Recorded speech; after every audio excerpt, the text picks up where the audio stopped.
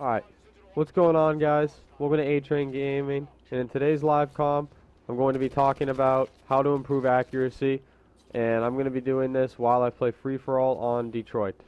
So just a couple of things that I've learned from my experiences with accuracy. There's a lot of videos out there already.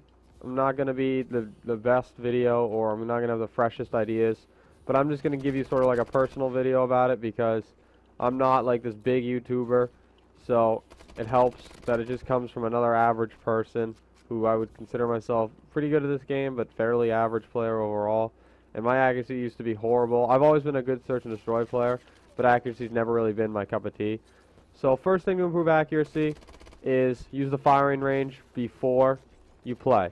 A lot of people don't use the firing ranges. It was a big thing to go before the game came out. It was big news, and a lot of people were into it. But if you don't use the firing range, at least hop into a private match with bots. Put them on the easiest mode and just practice your shot. Don't want to jump into a game cold like I'm doing now. I just want to get this video out, so I'm jumping in with no shots. It's gonna be a little shaky.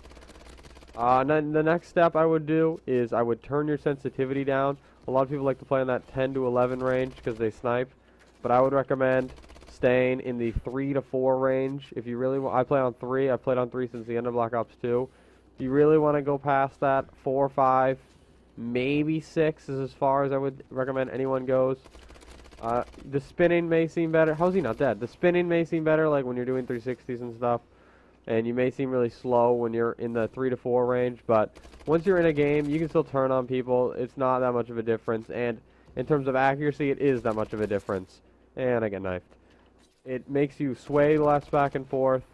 You have much better accuracy. Okay. I'm getting sandwiched. The next thing I would do is the vibration in the controller needs to be turned off. That's probably the most important thing I'm going to say. A lot of people can't do it without, but, okay, I'm getting so many hit markers. There we go.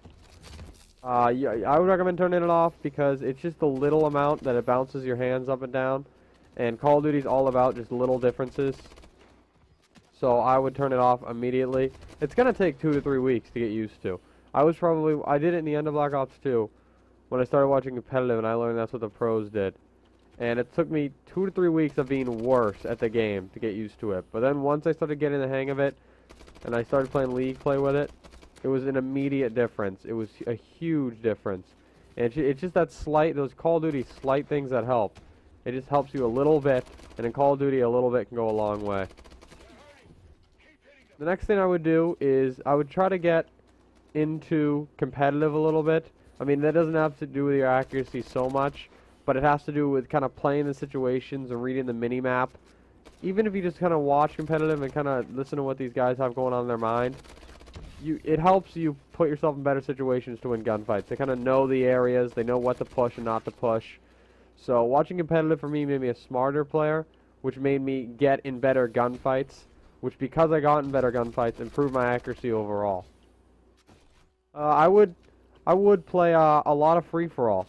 Free-for-all is a lot of reaction time, and that's why I'm kind of doing it, to kind of test my gun skill.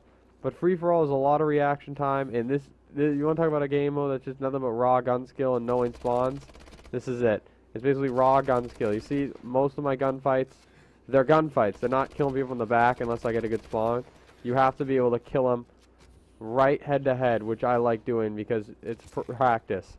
That's the next step, is practice. I know everyone says it, and everyone's tired of hearing it as a tip. I hated when people said practice, but it's true. I was a very average player, except for Search and Destroy. I was always pretty good. But in terms of pubs and like Black Ops 1 and 2, I wasn't that great.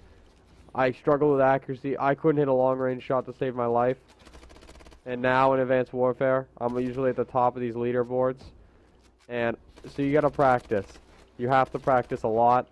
And it's got to be good practice, too. You know, I'd recommend another thing to do while you're practicing. Maybe you're having a bad day, not going your way, your shot's a little off. Listen to music. Listening to music can be a big benefit. It may not seem that way, but it calms me down, and I love to listen to music while I play. Alright, but that's going to wrap up the free-for-all here, guys. Sorry the video's kind of short today. I had a Search and Destroy video planned out that I played with my friends, but it deleted all the game volume for some reason. I must have clicked something wrong in the settings. But that's going to do it for the video today, guys. Leave a like and comment down below about what you want me to talk about in the future. Subscribe if you enjoyed, and I will talk to you guys later.